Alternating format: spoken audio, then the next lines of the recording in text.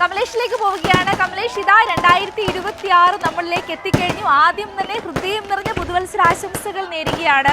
ആകെ മൊത്തത്തിൽ ആഘോഷമാണ്. ആ ആഘോഷം അതിന്റെ ഏറ്റവും പീക്കിലേക്ക് എത്തുന്ന നിമിഷമാണ്. 2026ന്റെ ആദ്യത്തെ ലൈവാണ് കമലേഷ് നൽകുവാൻ പോകുന്നത്. എന്താണ് വിശേഷങ്ങൾ? ഇപ്പോൾ ആ ഒരു സന്തോഷം എങ്ങനെയാണ് പങ്കുവെക്കുന്നത് ഈ നിമിഷം?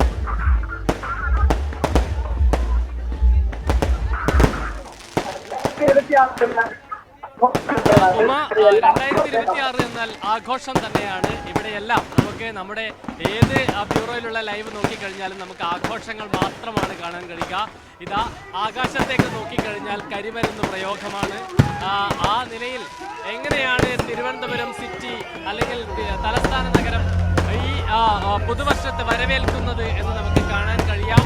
ഇവിടെ ഈ എന്താ പറയാ, ഒരു വർണ്ണഘോഷമോടുകൂടി ആളുകളെല്ലാം തന്നെ ഇത്രയും നേരം അവരെല്ലാം തന്നെ നൃത്തം ചെയ്തുകൊണ്ട് വളരെ ചടുലമായ താളങ്ങൾക്കൊപ്പം നൃത്തം ചെയ്തുകൊണ്ട് ഈ പുതുവർഷത്തെ വരവേൽക്കുന്നതിന് വേണ്ടിയിട്ടുള്ള ഒരുക്കങ്ങളിലായിരുന്നു. അവരെല്ലാം നൃത്ത ലഹരിയിലായിരുന്നു, പുതുവർഷത്തിന്റെ ആഘോഷ ലഹരിയിലായിരുന്നു.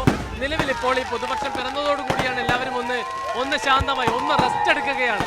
ഒരു 5 മിനിറ്റ് നേരത്തേക്ക് അവർ റെസ്റ്റ് എടുക്കുക മാത്രമാണ് ചെയ്യുന്നത്. നിലവിലിപ്പോൾ പുതുവർഷം പിറന്നു കഴിഞ്ഞിരിക്കുന്നു.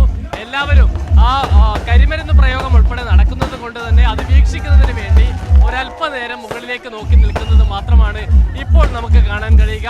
തിരുവനന്തപുരം നഗരത്തെ സംബന്ധിച്ച് നിലവിലിപ്പോൾ നിരവധി ഇടങ്ങളിൽ, അതായത് കോവളം ബീച്ചിൽ, ശംഖുമുഖം ബീച്ചിൽ, അങ്ങനെ നിരവധി ഇടങ്ങളിൽ ഈ തരത്തിലുള്ള പുതുവർഷ ആഘോഷ പരിപാടികളെല്ലാം തന്നെ പുരോഗമിക്കുന്ന കാഴ്ച നമുക്ക് കാണാൻ കഴിയും.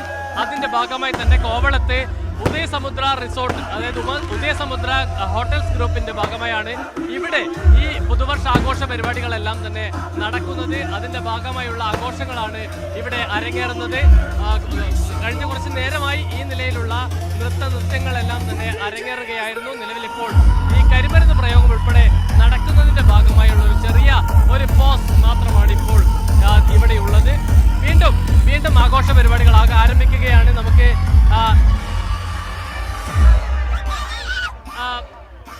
തീർച്ചയായും മലയാളികളായ ആളുകൾ, അതായത് വിദേശ രാജ്യങ്ങളിൽ നിന്നും ആളുകളുണ്ട്.